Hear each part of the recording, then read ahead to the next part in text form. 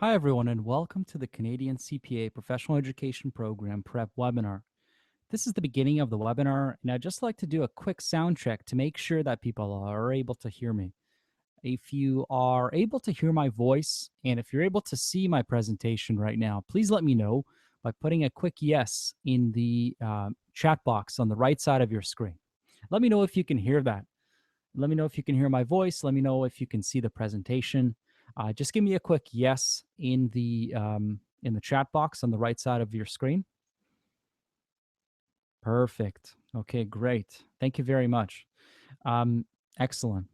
Thank you very much for the feedback. So again, I'd like to say welcome.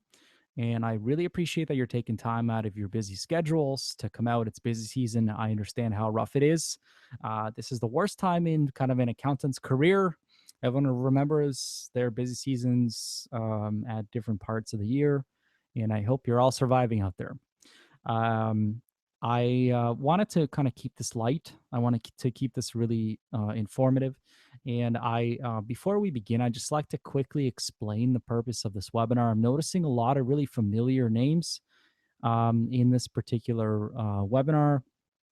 This webinar is really for someone who is just starting out in the process. It's not going to be as technical as some of the other webinars that I've been running in the past couple of months. So this is not so much a technical webinar. It's just a high level overview of the CPA professional education program. It's also a high level overview of the 2016 CFE, very high level. And we're going to talk a little bit about some of the mistakes that candidates typically make. Okay. And this is also a really good opportunity for people to ask any questions that they may have about the overall process. My goal is to be as transparent as possible with people. If you have any questions at all, please feel free to drop them in the chat box, and I'll get to them throughout this presentation. Okay. This presentation is automatically recorded. It will be automatically emailed to you as well at the end of the recording. This process might take about 24 hours. It's just the webinar software that we use tends to take a little bit of time before it converts the audio file and the video file into something which it can transmit. But as soon as that's automatically done, it will automatically send you a link that you can replay at a later point. Okay. And if you have any questions, like I said, I'm going to leave my email. If there's any personal questions, if you're going to tell me about your personal background, you don't want the rest of the room, by the way, everyone can see everyone else's comments. So you might want to leave out personal details if you don't want other people to find out your personal information. But if you want to contact me, I'll give you my email at the end of the presentation. Feel free to reach out. That's a confidential way to get some answers. Okay, excellent. So why don't we begin with this process? I have to start off with the legal stuff. um, Basically, I'm sure that all of you know this, but I still have to say it. That we are not affiliated or related to CPA Canada or CPA Ontario. We're also not approved or endorsed in any way by the CPA bodies. We're a supplementary prep program, and I'll tell you kind of a little bit more about us in a second. This is my background. I'm your session leader for today. I'm the course director of PrepFormula. In the past, I've been a CPA marker. I'm also a CPA mentor in the province of Ontario, and I am a prep trainer at PrepFormula. In the past, I've marked, like I mentioned, for CPA Canada, for York University, and for E&Y at the Big Four level. Why PrepFormula? PrepFormula provides a supplementary, personalized training program for students going through CPA PEP or the CPA Professional Education Program. We pair students with CPA markers on a one-to-one basis, and PrepFormula is certified as a designated post-secondary educational institution by the Ministry of Employment and Social Development in Canada. We issue T2202As for all course fees paid. We had an 89% pass rate in 2014. And as of October 2015, PrepFormula is the largest, most trusted CPA prep program in Canada based on site traffic. And so a lot of what we're going to talk about today is from kind of a marker's perspective or an ex-marker's perspective. What are my thoughts about the new process? What are my thoughts about generally the cores, the electives, the CFE, how things are marked, and what are the biggest challenges that I see kind of in my day to day life working with students. Okay. So before we begin, what should you know as a CPA candidate? Um, what are you supposed to know? What are the biggest differences from kind of a marker's perspective that you have to really be aware of? So here's a couple of things that I really look for. First is with this new process, you are highly encouraged to focus on the enabling competencies, which is a new competency area topic. The enabling competencies resemble, and those of you that are coming in from a legacy CA background, the competencies that are marked as enabling remind me personally of the pervasive qualities indicators or the PQ required, but they've now made it into what looks like a formal section. And the formal section also includes a number of different new additions like sentence structure, grammar, spelling, etc., which was never really marked under the legacy CA process. Now, this is something new that they've brought in because they want a memo to be able to stand on its own. They want you to be able to communicate very well, which is why you're seeing the addition of, say, Capstone 1 and Capstone 2 into the process. So the enabling competencies really focus on the big picture. It's your ability to fit the role. I like to always explain by starting off with a story. I, when I first started in accounting, I used to work in audit, and I worked on a large bank. That was my very first client that I've ever worked on, a bank which many of you probably bank with. One of the first engagements that I ever worked on was this major bank, and I was doing a really, really small section, the smallest of the sections in this major bank audit. The reason why I'd like to share this thought is when I produced documentation for my partner, when I did my audit tests, I always used to think about the big picture. So, how is my little section affecting the big picture, and the big picture being the final audit opinion? So, out of the hundreds of people who work on the same audit, we all have to agree that all of our sections are presenting fairly. And this is what I mean about providing kind of the big picture focus. In life, you have to explain more than just the right answer. You have to explain why it matters. And you have to make sure that all of the various qualitative points are always mentioned. So, this is what I mean about the enabling competencies. Number two is case writing focused. So, this is a tricky one. A lot of people that I work with typically focus all their time on perfecting an answer, and in the process, they leave out a lot of documentation. And by documentation, I don't necessarily mean the support that you add into your Excel document by putting in various notes and whatnot. I really mean the additional background, your buildup, the information that you are considering while coming to a conclusion. From a marker's perspective, that's even more important than the answer alone, and sometimes even more important than the answer. Period. It's your way of understanding, right? So you need to be able to communicate the way that you're thinking for a marker to get whether you get the point or not. So that's something that I really look for whenever I'm marking a case. I look for, do you understand? Do you get it? Right? It's not so much about having the right answer, but it's, are you providing an appropriate level of feedback that someone can take your advice and immediately execute on it? That's what I mean about case writing focused. And the next point, and this might not come as a surprise. I hope that this is not a surprise. This entire process is heavily standardized. This process is being run by CPA Canada. They have an operating budget of about 140 million. They have many, many, many employees. The intent of all of these employees, especially in educational services, is to come up with a process that's fair, that considers all the different backgrounds of all different candidates and provides for an exam that will pick the best of the candidates. That's essentially the evaluation process in a nutshell.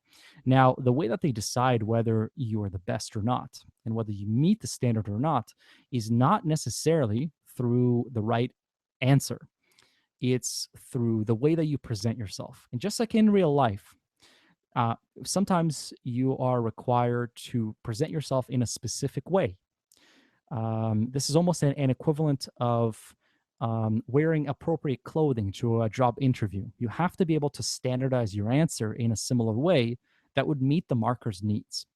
So, a lot of what we talk about is the exam strategies specifically relating to formatting. And that's what you should know as a CPA candidate. The last thing that I kind of want to leave you with here, and I hope you're not terribly depressed after this, but you will run out of time. These exams are not designed to be fair. In no point during this process are you supposed to feel comfortable. You're not. If you are feeling comfortable, you're missing a section. I can guarantee it. And I'm sorry. I'm going to say one more story before we go to the next slide. I often tell a story of how I wrote my professional exams, where I used to time my bathroom breaks, and there's been kind of a joke that was running in my study group where we would tell each other that we were not allowed to take bathroom breaks during the exam. The reason for that is by the time that you put your hand up to get a facilitator to come over and walk you to the bathroom, you probably would have lost 3 4 minutes, regardless of how fast you are. And that would have been potentially one assessment opportunity.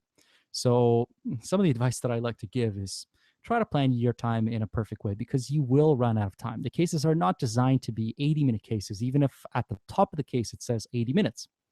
So, it's something for you to keep in mind. So, what I want to do is walk through the main areas of the process. I want to just explain to those of you that are new to this process specifically what you have to watch out for as part of Core 1, as part of Core 2, the electives, Capstone 1, Capstone 2, and the CFE. Okay. So, because I don't really know where all of you are starting off from, I apologize that some of this content may be repetitive and you might have already have heard of some of this. So I promise I'll be sort of quick and I'll get to my point shortly. Okay. The Core One exam is a standardized exam that has about 75% multiple choice questions and about a 1 hour case. The reason why I say about 1 hour is technically speaking, you're allowed to gross up the case. And what that means is you can take a 60-minute case, add 20 minutes to it, if you choose, and you'll take time away from the multiple choice. Now, is this a strategy that I recommend? Absolutely. Is this a strategy that CPA Canada will tell you to do? No, they won't, because at the top of your exam, it will say 60 minutes for the case. Now, the multiple choice is substantially easier. You've already been tested in this kind of a way throughout your entire university career. There's absolutely nothing new. There's nothing new about multiple choice. You've done it time and time and time again, right? It's just about doing as many practice questions. So a lot of the time when I see people that are unsuccessful and when the phone rings and there's somebody that's on the other end of the line and they've just recently failed the exam and they're looking for guidance and they're looking for an explanation on how they could do better. Oftentimes they ask something like, what can I do to improve? And I say nothing with your multiple choice because the multiple choice is sort of set in stone. You do a specific number of questions, you'll pass. Now the case writing is a whole different ballgame. Case writing is something that looks really easy, right? It's just, oh, I just have to put down a couple of paragraphs. But the case writing is where people typically fail. So I'm going to say out of the phone calls that we get, about 80% of people who fail are unsuccessful because of the case portion. And that's a pretty scary number, considering that the exam looks like it's predominantly a multiple choice exam. So I think it's misleadingly easy. And that's where people kind of get into this trouble. Now, remember how I said on the very first slide of this presentation, you will run out of time. Now, what if I told you that you're going to run out of time on the multiple choice and you're going to run out of time on the question? Let's see what's going to happen if you run out of time on the multiple choice. You will cut into the 60-minute interval into your case. So now instead of having a 60-minute case, you now have a 40-minute case. It's going to take you 20 minutes to read the case. Therefore, you only have 20 minutes to provide a full standardized solution. Remember how we said that you're supposed to gross up the case? So technically, it should have been an 80-minute case. Now, a person next to you, the candidate sitting next to you, wrote the case for 80 minutes. So read for 20, wrote for 60, for a total of 80 minutes. You wrote for 20 minutes. Now, what? I mean, I don't have to pretend like I'm playing the lottery here, but I would bet my money that the person that spent the full 60 minutes is going to pass the exam, and the person that spent 20 minutes will fail. Why do I know this? I see it time and time again at every single attempt. Now, let's look at the opposite. You spend your 75 to 80 minutes on your case. You do a really, really good job. And you move on to the multiple choice. You're running out of time. You're on question 60. There's 15 questions left, and they call 5 minutes. They say 5 minutes, and you have to put down your pens or you have to stop typing, right? You have 15 questions. Can you at least guess half of them? Can you eliminate and possibly skim through and figure out what to do with most of them? Possibly, at least half. So now you're left with about 7 questions. And statistically speaking, if you pick C or D or whatever your favorite letter is, you'll get at least 25% of the marks, statistically speaking. Then the strategy becomes, right, that you're automatically going to pass, assuming that the case is good, because the rest of your multiple choice is probably solid. So just from a quick tactical perspective, you're much better off doing the case first, not so much any which way around. I'm getting a comment that the presentation is not clear. Can you let me know if you're experiencing any issues, and if you are, can you please refresh your screen? And to those of you that are also following along, can you let me know if the presentation is not clear for you? Let me know just by kind of giving me a quick. Okay, perfect. Thank you.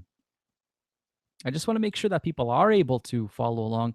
And if it is not clear for any reason, there's going to be a refresh button on the bottom of this on oh, still not clear. Okay, okay.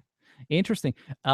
So I'm going to say that based on my experience and based on talking to the folks that put together the webinar software, I've sometimes it's someone else in your house or in your household or at work who's streaming. And if you're using Netflix at the same time as trying to run this presentation, you will notice a decrease in quality. So I'm just kind of giving you a heads up that's some of the feedback that I heard back when I last time reached out for a little bit of guidance and a little bit of assistance on this. Okay.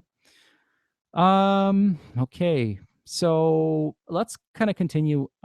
So core two is really remarkably similar to what you'll see as part of this whole process. The difference between core one and core two is that the focus is not financial accounting. The focus is now management accounting with a number of other sections like strategy and governance, finance, and FR.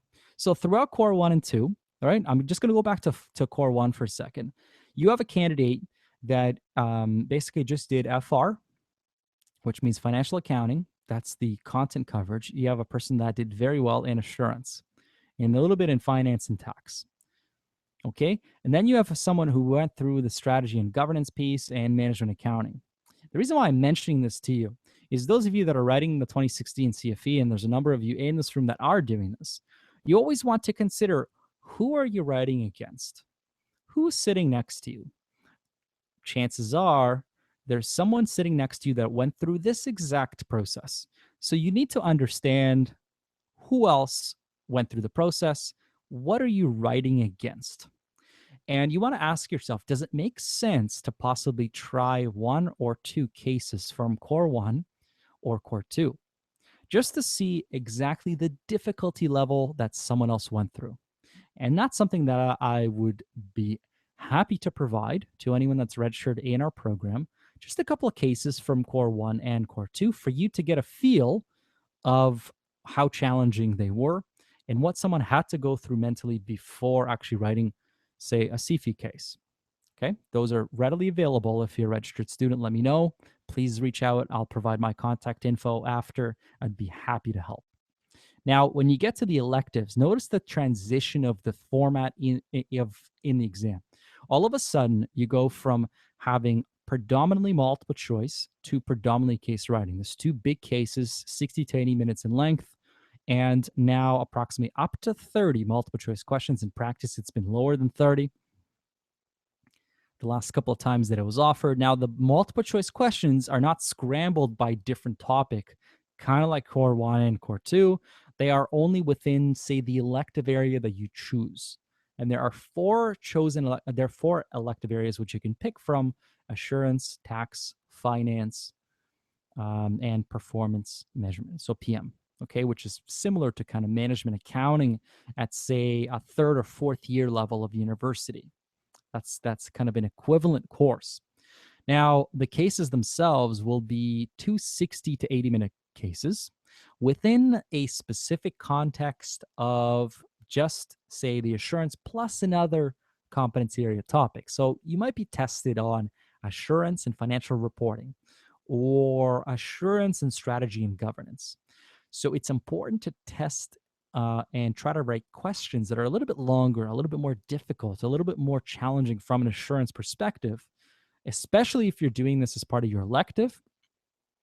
It's really important to look at a number of questions that would focus predominantly on assurance plus another topic. So you're a well rounded candidate. Now, the other electives are really the same with the exception of the subject matter being tested. So the subject matter changes, but the format remains the same. The strategy, again, remains the same. You do the cases first, the multiple choice after. Okay. Um, what you'll notice, and this is kind of just what I've heard from a number of candidates, is the strategy is to really pick an elective that you think will help you in the future. I have heard from a number of candidates, just from an exam strategy perspective, regardless of how good you are in finance, not to take it as an elective. The reason for that is just there's simply not enough time for you to do everything you want to do in that time frame.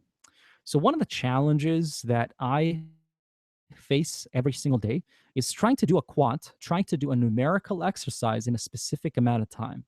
The challenge with doing this is if your case has something to do with writing, if you run out of time, you can somehow finish up your thought. You can write more condensedly. But from a quantum technical perspective, sometimes, especially if your exam is on finance, you need to perform the technical. Technical just takes time. So there's no way to write more efficiently. It doesn't quite exist from a technical perspective, from a finance perspective, right? So it's all about maybe omitting some parts of your answer, which will modify your answer knowingly yourself that it's going to change your answer, which is why from my perspective, if you really want to do finance, and if you're going to tell me that math has been your passion, you absolutely love it, there's nothing else that you ever want to do in life after the CPA and after you do the finance elective, fine. I don't have a problem. Just for full disclosure, I don't have any incentive. I don't really mind any which way you go.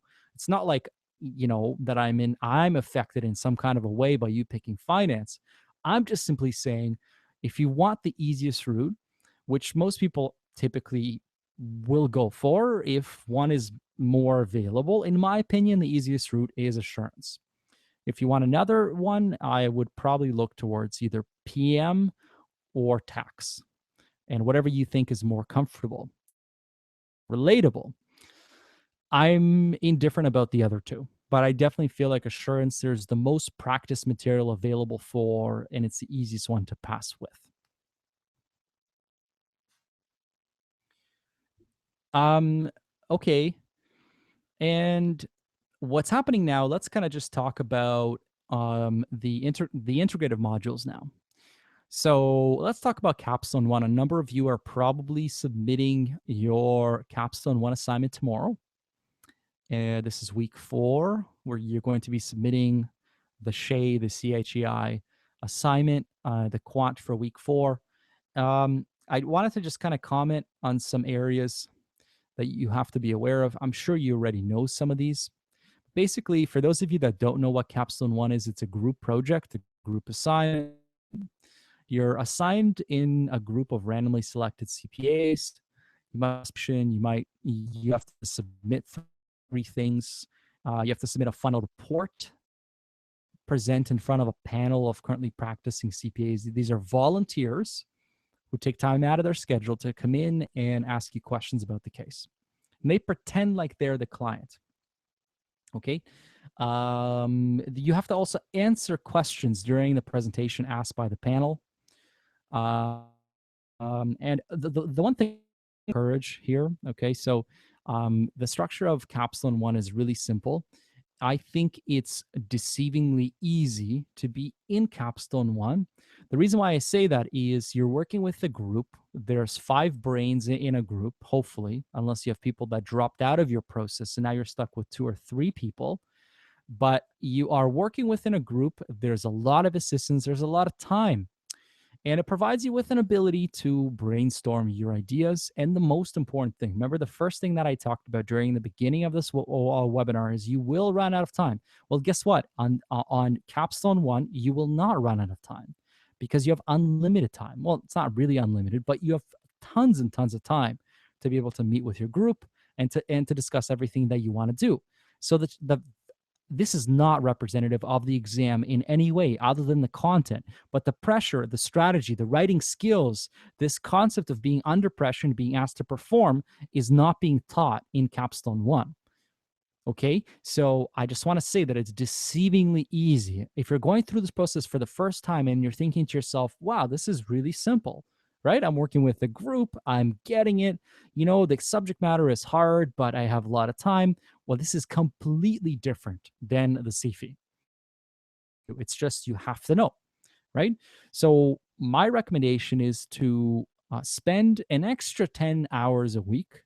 This might not necessarily be too hard. I mean, I understand that you need to sleep and stuff, but this process is quite grueling. And my recommendation is try to sneak out and try to do one case a week. All I ask you is one case a week above and beyond your Capstone 1 requirements, just to stay on top of the case writing process. If you don't have time for this, then at least try to study technical. So my recommendation basically is, given that Capstone 1 is deceiving, makes it look like the process is super simple, try to spend more time above and beyond the requirements to keep yourself up to date with what you're supposed to do. And I think it's really going to help you in the future. Capstone 2, mostly voluntary module. It's up to you how to study, but it generally prepares you for the CFE. It's again starts off with a workshop in the beginning of the process, and it introduces you to case writing as part of the process. They'll explain the 3 days in detail. I'm going to also do that, kind of also from just a marker's perspective. And then you've got 7 to 8 weeks of weekly assignments, and really you are to submit the assignment. Now, last year they made the assignment submission process completely voluntary. And just to be really clear, the submission process was pretty simple. All you just simply had to do was submit, and then there was a video debrief provided. Now, the process was quite basically voluntary, that you didn't necessarily have to submit any assignments if you did not want to. Only all you had to do was write a mock exam. Now, from my perspective, I highly encourage you to submit every single assignment in your Capstone 2 attempt. It's basically going to be about 7 weeks of case writing. I highly encourage you to do it, but I also highly encourage you to take time above and beyond your requirements as part of Capstone 2 to write as many cases as possible. That's something which you probably need to really consider. There are two attempts that you have to be aware of. There's April 2nd and July 30th. And this leads you directly into the CFE. So a lot of you probably don't know specifically what the CFE is. And I'll just want to walk you through it. I want to also explain how it's graded. And I'd be happy to also answer any questions that you may have about the process. Okay, so let's kind of get through it. Day 1 is a 4-hour extension of the Capstone 1 case. The main challenge as part of day 1 is you kind of have to understand that it's not a technical part of the exam. The requirement is to work on Shay or any of the other Capstone 1 cases, but basically write about something that's going to happen to the same company in, say, 5 or 10 years in the future. So, what they're kind of planning on doing is assuming that Shay currently is engaging in one particular business. They might suggest potentially a different line of income, a different revenue stream, different expenses, etc. And you're going to have to talk about some of the big picture type stuff, the enabling competency. Not a technical day, but it's the same company venturing into a new industry or specifically trying something different. Day two is a 5 hour long case.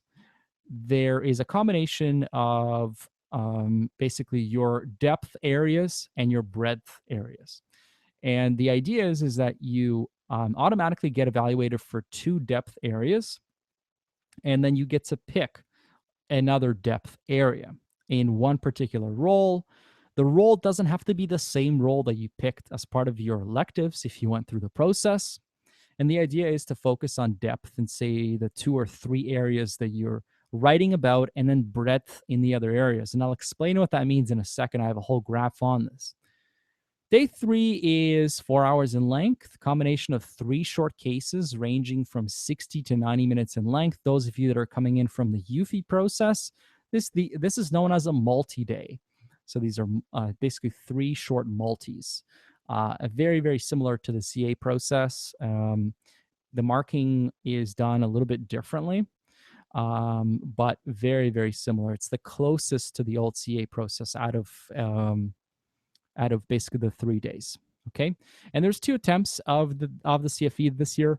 Just to let you know, we're almost sold out at PrepFormula for the May 2016 CFE. We have extremely limited number of spots available for the May exam. So, but we do have space available for the September exam.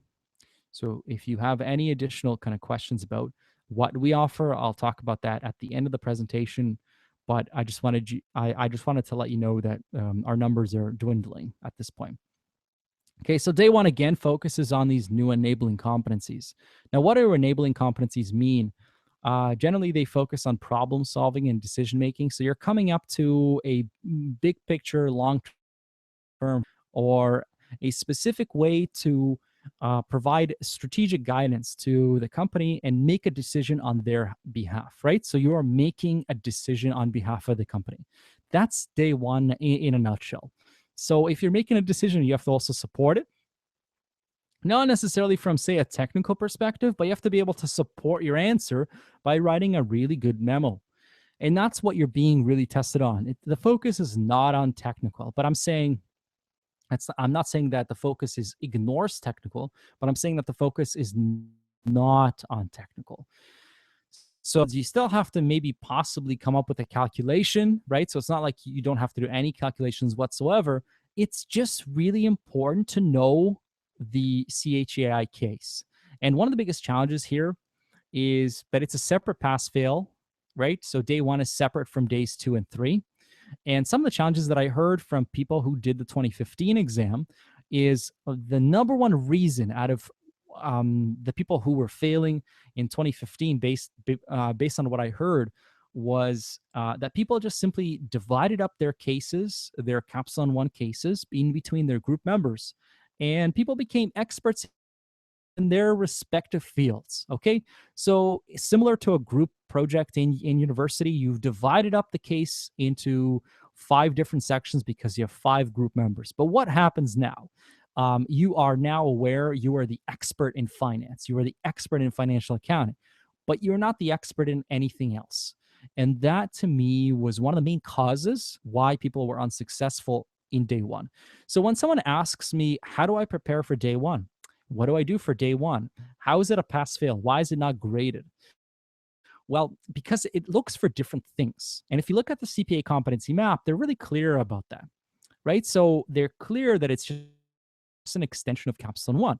So if you kind of think about this logically, right, from an exam tactic perspective, they can test you only generally on the case, right? So the more that you know the Capstone 1 case, the better that you know it, right? So if you read your other group members' responses, if you follow through with the calculations, the assumptions, etc., you'll do a lot better. Day two, as I mentioned, there are two key roles, right? So you're automatically evaluated for two roles, for financial accounting and for management accounting. Now, this is a giant case, 30 to 40 pages, similar to CHEI, but a little shorter. And there are four specific scenarios, which they call roles, which you have to consider. So, as part of the roles, in addition to being evaluated for financial accounting or management accounting, so a depth in one of them, you are to pick a role area. Now, if you're gonna ask me what role do I pick, that's a personal decision. If you want my personal perspective on it, what would I pick? I would probably pick assurance again because the abundance of materials available, right? This is a new process, and you have to understand that there's a lack of materials available anywhere for the electives that have never really been traditionally part of this process. So, if you're going to ask me, I mean, what's the easiest route? What do you consider to be the easiest route? And sometimes that question is really difficult to answer. But if your definition of easy, most helpful from the perspective of the availability of materials, then perhaps assurance is what you're looking for. Okay. And also from a long term perspective, assurance really gives you a good overview of the accounting profession. I think it's going to make you into a better practitioner in the future, makes you into a more well rounded thinker. That's why I like assurance. So if you're going to ask me, Mike, what would you do? That's what I would pick. Okay. Now you're automatically evaluated for financial reporting and management accounting, but you don't have to score depth in both to pass this exam, to win, right? To clear it on the first try. You only need one. So you need a depth in financial accounting or management accounting, plus your chosen elective area, a depth there too. Day three is the most difficult day. It's three cases back to back. There's no breaks. It's 4 hours long. It's three separate subjects all in a row, and you have to manage your time. So, really, it's the most difficult day in this entire process, which is why it's important to do as many day three cases as possible because of the time management constraint. This is the day when you're going to feel so stressed because you're running out of time.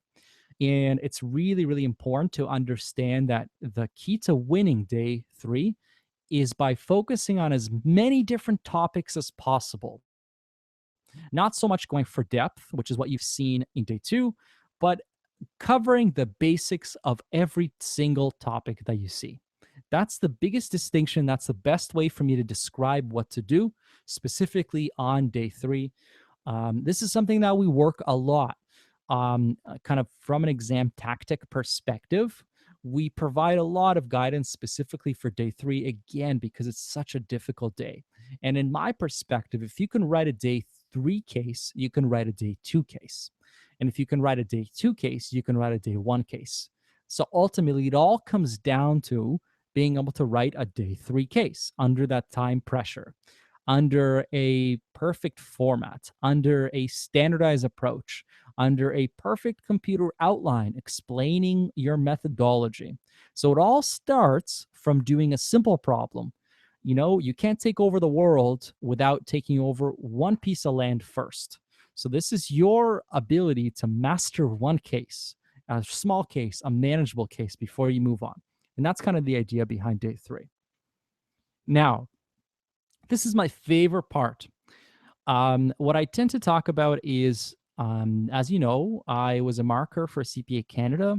I'm an ex-marker, and it's important for me to share some of kind of some of the challenges that I saw in the marking center. So after marking thousands of cases back to back, in addition to both CPA Canada and my other marking experience, I can tell you I consistently problems, and I also consistently see similar best practices. You know, and I just want to kind of talk about some of the challenges that I see. The first challenge I see is lack of a qualitative discussion within a quant. What this means is sometimes I get someone who spends all their time providing me with a beautiful calculation without explaining the variables, without explaining why their conclusion matters. And oftentimes the marks are allocated in a specific way that combines both the right answer and also combines this idea of your own insight. So the answers that are that focus more on one over another are not well-rounded answers, simply put, and those are candidates that typically struggle quite a bit. The next part that I wanted to talk about specifically is spending too much time labeling Excel files. What I often see people do is I very often see people that spend way trying to overlabel their Excel files. I often see people that spend totally ridiculous amounts of time trying to perfect every part of their answer, trying to come up with something that others are not going to find useful, right? So they're labeling an Excel file, they're making it look super pretty, and they're focusing on outlining and bolding and right. Um, all of this, you're in a standardized exam environment. You're no longer writing Shay. You're no longer writing any Capstone 1 assignment with a group. You're not presenting it to anybody. You are presenting it to a marker who has 3 minutes to make a determination and decide your fate. So there's no point in providing a beautiful Excel. Just give me what I need, write in the conclusion, explain it, define it, and let's move on, right? And I would say number two, it's one of the most important things that I can talk about. Save 5 or 10 minutes. Just give me the answer and move on to a different area which requires your feedback. Now, the next part is a lack of a proper outline or plan. How many are you in of you in this room write a case without planning? If you've ever written a case before, how many of you do those little side margin notes? Does this sound like yourself? You know, where you're kind of highlighting, drawing something, putting little, scratching together, um, and kind of putting an outline right on the case sheet itself. How many of you do this, or how many of you actually come up with a formal way of addressing the case? So I just kind of want to get a feel for people. And by the way, I'm just going to answer a quick question that just popped up. Are the cases handwritten, or do we use a computer? And all cases in this entire process use a computer. But when I say that, people can, write on the side of the case is, you do get a physical copy of the exam, and you do get a pencil or a pen, so you can technically mark up the exam paper, but your response goes on the computer. It's typed. It's on your laptop. Okay. My point here, okay, is you need a plan, and I recommend a computer-based outline. We have a really good process on how we do this, and a computer-based outline compared to, say, a paper-based outline really saves a lot of time. So, from my perspective, I would really encourage you to consider using a proper outline in Secure Exam. My recommendation is to write the outline directly in Secure Exam, and it doesn't look like the same outline that you've probably seen before. It almost kind of looks like a tree, like a topic versus subtopic versus subtopic, and you're kind of providing yourself with an outline as you're writing an entire exam. If you want a little bit more guidance on this, please let me know, and I'll kind of show you a live example. Even email me later, and I'll explain kind of what I mean by this. It's something that we talk a lot about in the program. A computer-based outline really saves 5 or 10 minutes if executed correctly off your off your writing process, and it's something which you have to at least try once to see if you don't before you completely write this off. Try it, right? So try one case with it, and I'll prove to you that it's a way better approach. Number 4 is no focus on the big picture or users. I often see this one. Oftentimes, again, people remember how number 1 was providing me with kind of a quantitative analysis without actually defending it from a qualitative perspective. Well, I often see that kind of the opposite being done from a qualitative perspective, where someone sometimes provides me with a lot of qualitative and provides me with the right answer, say from a standards perspective, but doesn't explain why it's important. So again, you want to focus on your users. You want to tell me the user impact. So why do the users care? Right? So okay, so you can see that a lease has not been accounted for correctly. Why do I care? What is the long-term impact? And that's just because, well, people are typically relying on information, right? So from that perspective, I can tell you that, well, if you are not recording something correctly, people are making a decision, right? That's the concept of materiality. Again, why I promote assurance so much. People are making a decision based on something that you are doing. If you are confusing them with an incorrect way to present something, then you are basically influencing a decision that should not have been made. And that's the concept of materiality in a nutshell, right? So that's basically the top, one of the top mistakes, that if you don't provide me with the right guidance of, say, why is this important, right? So from a big picture perspective, how are your users affected long term? Then you're not quite there. Okay. The next one is kind of specific. So in the past, I've seen that CPA Canada uses a lot of WIR answers, and if you've written a number of cases for them, you'll notice that even kind of their official marking guides talk a lot about WIR, weakness, implication, and recommendation. For those of you that don't really know what that means, so that's kind of a way to describe the control environment to show what's wrong with a particular control and describe the implication and the recommendation that goes along hand in hand with it. Okay. Now, the challenge behind a WIR is nobody really knows how to do a WIR properly. From what I see, people tend to spend all this time describing why something is bad from a W perspective, but they don't spend enough time talking about the I and the R. And most of the marks typically come from your ability to assess a situation reasonably, aka the implication, aka the how is everyone affected by this long term, and then also by providing something that's a recommendation that's realistic, right? So a perfect recommendation is two things: realistic and actionable. If you are providing me with something that's not realistic and not actionable, it's going to be vague, and it's going to be really difficult for me to extract the right information that I need from that material. Okay, next one's a hot topic. I love this exact point. And this is a point where I typically get a lot of questions. So when I make presentations on this topic, I often get this is the section that people ask me about. I like to think that copying and pasting CPA Canada handbook sections is not really something that's good. Now, a large number of candidates, and by large I mean at least 10%, still continue to copy and paste handbook sections on their professional exams. So they'll actually go in and they will specifically talk about, they will copy and paste the handbook standard, and they'll just leave it alone.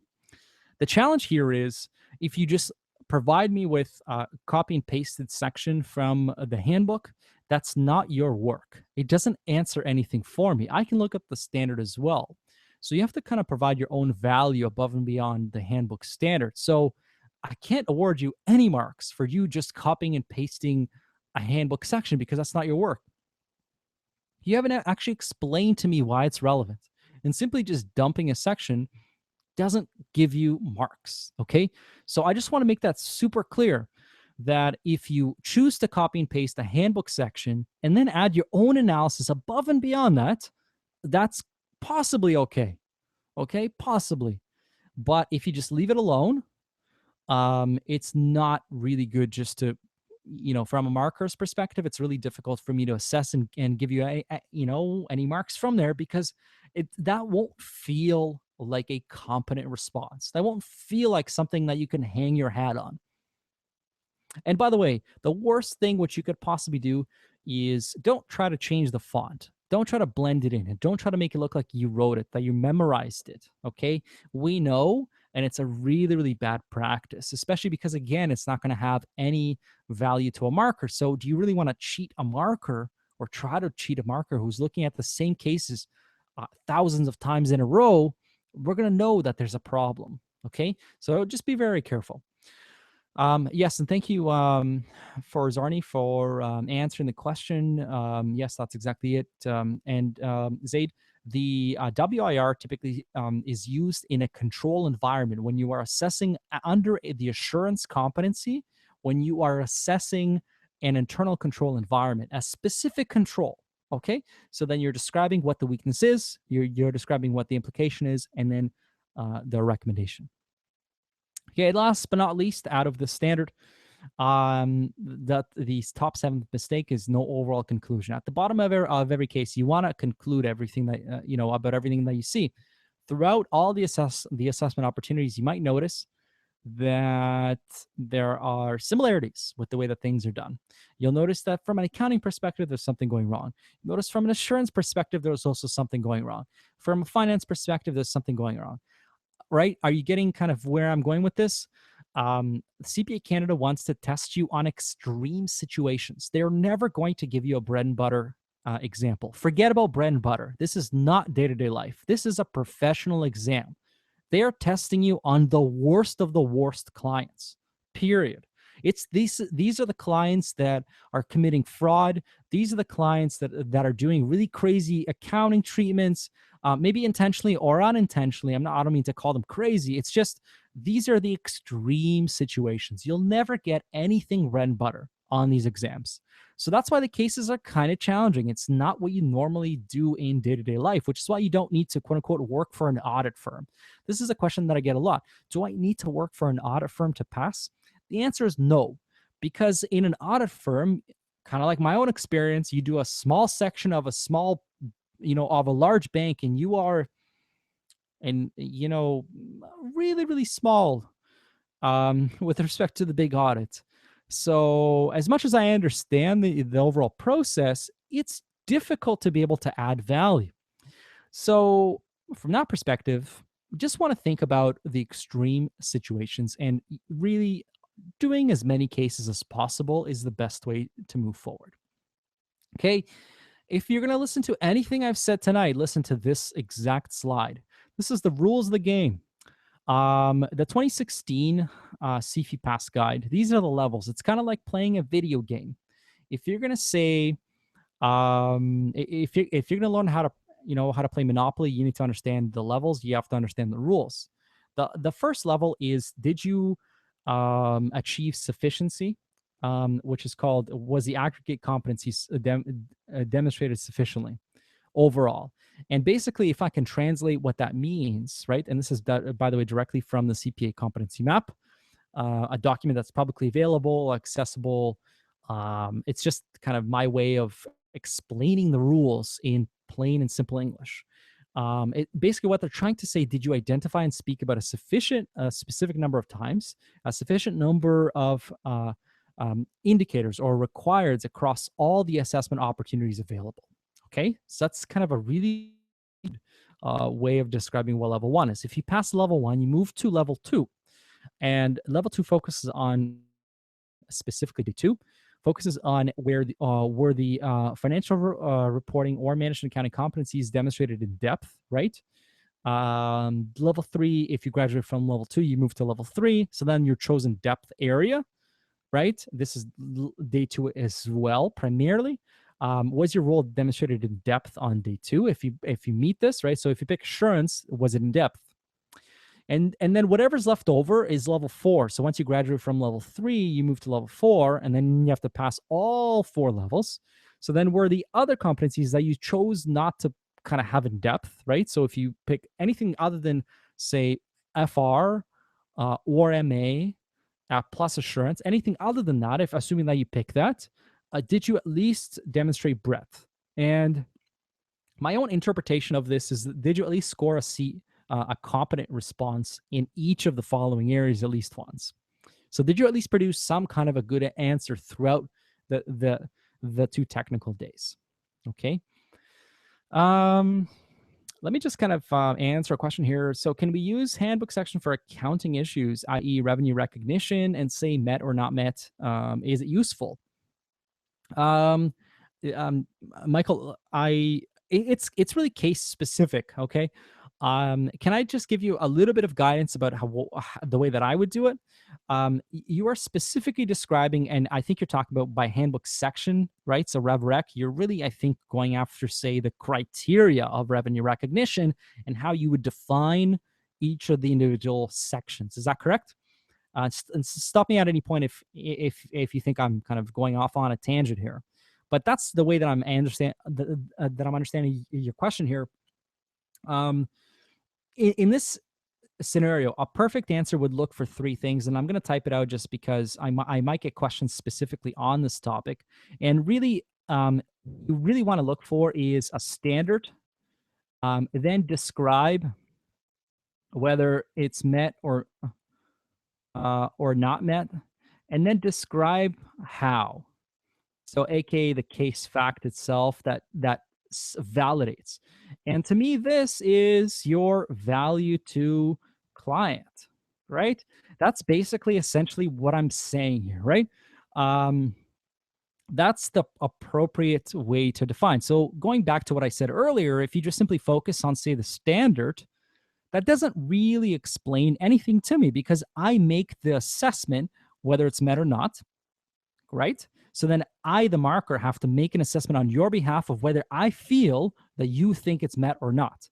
I'm never going to do that. I'm a conservative accountant. I would never do that, right? So, and I also don't quite know how this ties into, say, an individual case fact, something that's happening in the case itself. So that's why you kind of need all three pieces to have a complete answer.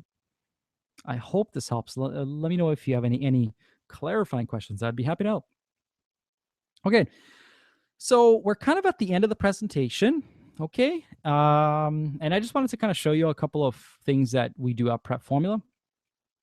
Kanika is asking, by the way, can we carry the CPA candidate handbook in the exam? You don't. There's no way to carry it, but it's already on your laptop in the secure exam software, so it's accessible with a search function.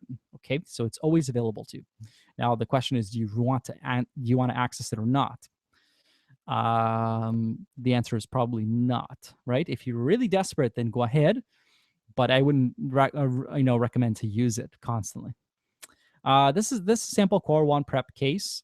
We also have our own cases that we've developed specifically for this entire process. We also developed our own multiple choice questions, including full detailed answers, on our learning management system platform, which you can use to prepare for any of the exams. But really, one of the best things that we offer is students have an option to work with a qualified, aka CPA, CA, a qualified CPA on a one-to-one basis that has professional marketing experience, and you'll work with that person on a one-to-one basis from now all the way up until the CFE. We provide full summarized notes, so not the handbook standards, but a summarized note version of that. We also provide video lectures, approximately 230 of them. A personalized schedule. We prepare a custom schedule for each student for each exam. We also provide our own practice case database and multiple choice questions. And if you purchase more than one course at a time, say if you do core one, core two, and the electives with us, you'll save 40% compared to the standalone fees.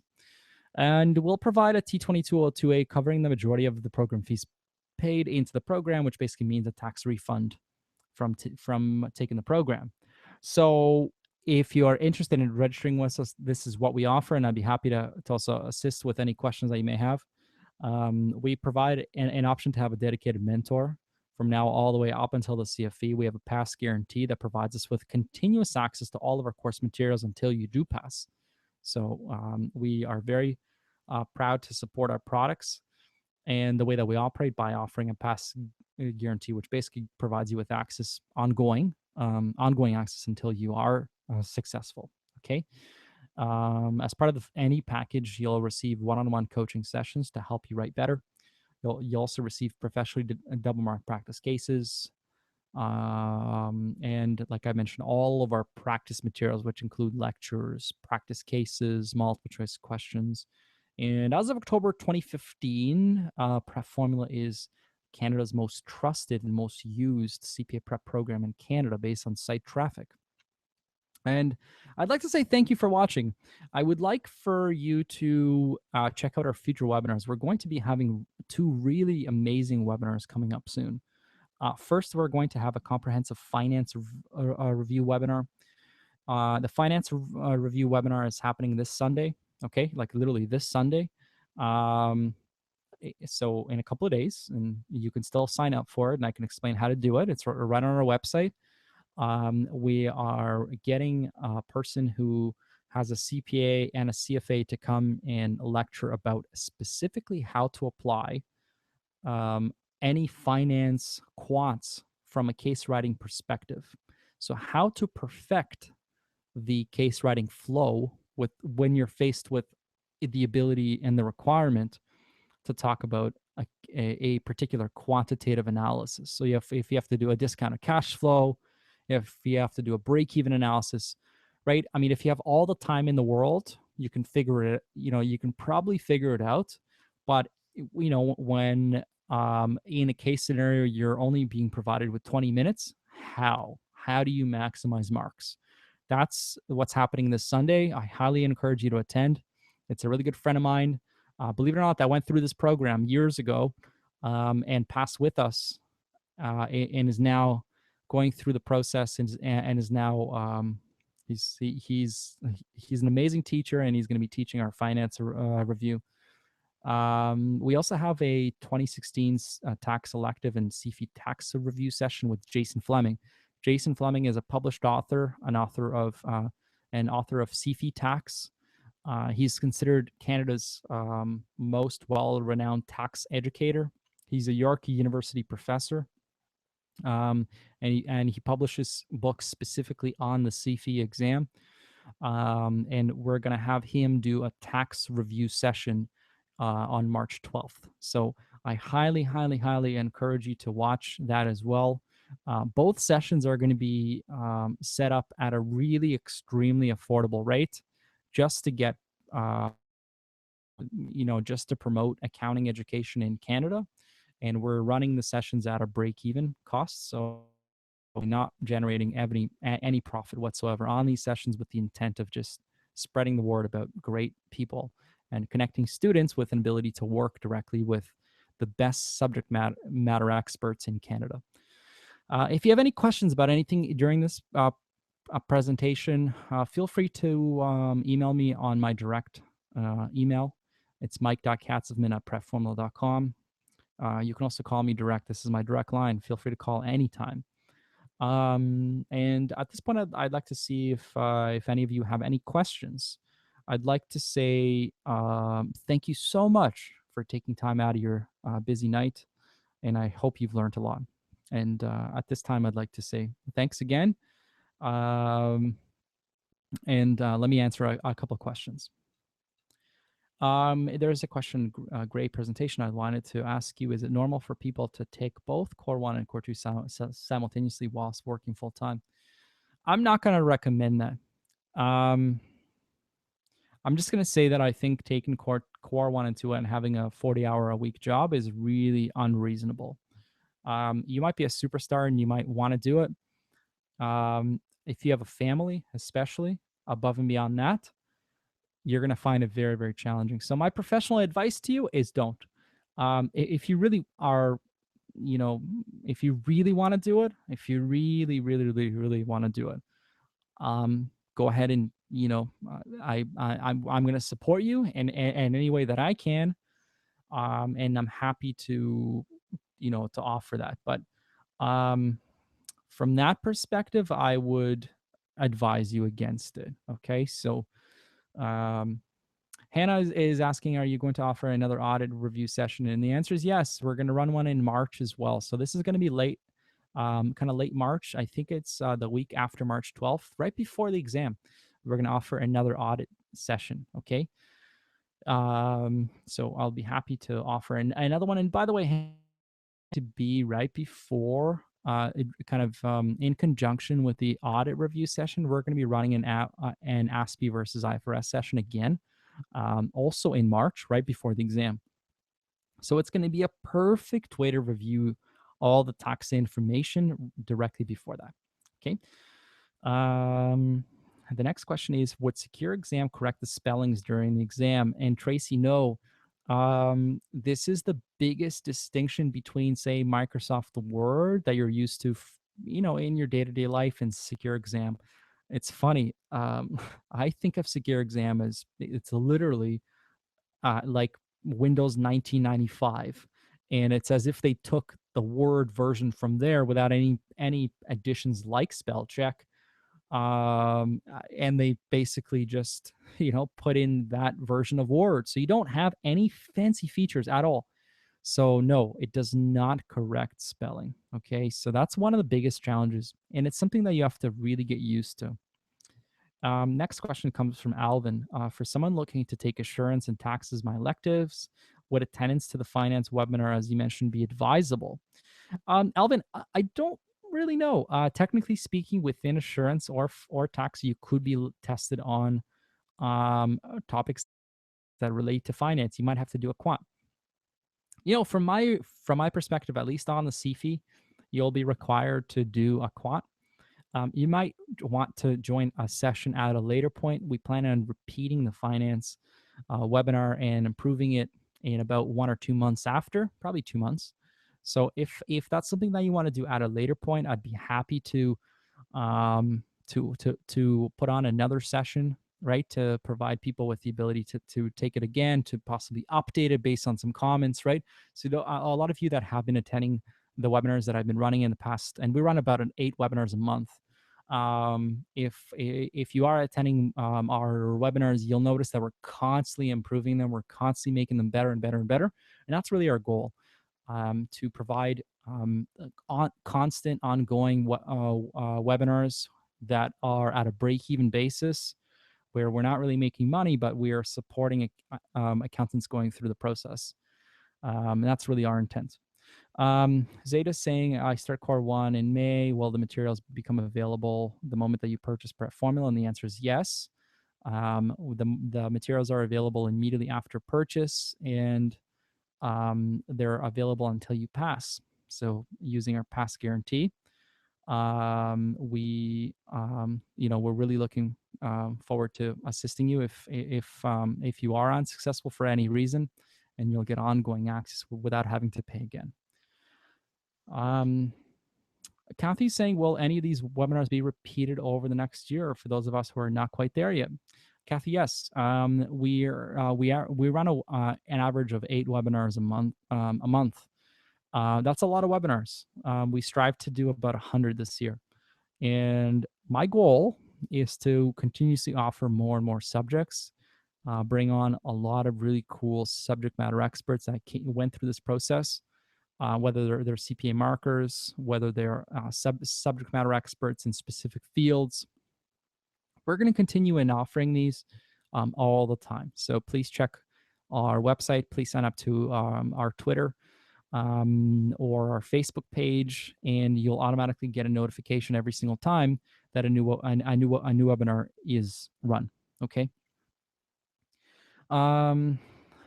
Michael's saying, thanks, Mike, for the presentation. I'm running the assurance exam in March. What's the best way to study, and how much time do you need for this exam? That's a really interesting question. So from my perspective, Michael, great name, by the way. I like to think that you need to average about 20 hours a week. The best way to prepare for the assurance elective is by doing as many assurance cases as possible. And this is something that we can definitely help you out with as well. You automatically, by registering in the program, get a minimum of 6 or 7 cases. And by assessing, by immediately kind of working with you when you first join, we can assess whether we want you to write more cases. So why don't we touch base at the end of this webinar, and let's see where you're at, okay? And put something together, and I can provide you with my own guidance and my own 2 cents on how you can prepare to maximize your chances of passing the first time, okay? Those of you that are saying thank you, I really appreciate this. I really look forward to working with a number of you going forward. Zeta's asking, thanks, Mike. Not not sure if you've mentioned how long PrepFormula has been around. So PrepFormula itself used to be called CA Formula. CA formula has been around for about 6 years.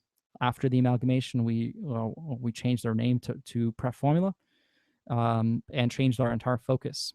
CA formula was a tutoring business. That's our kind of that's our initial starting point.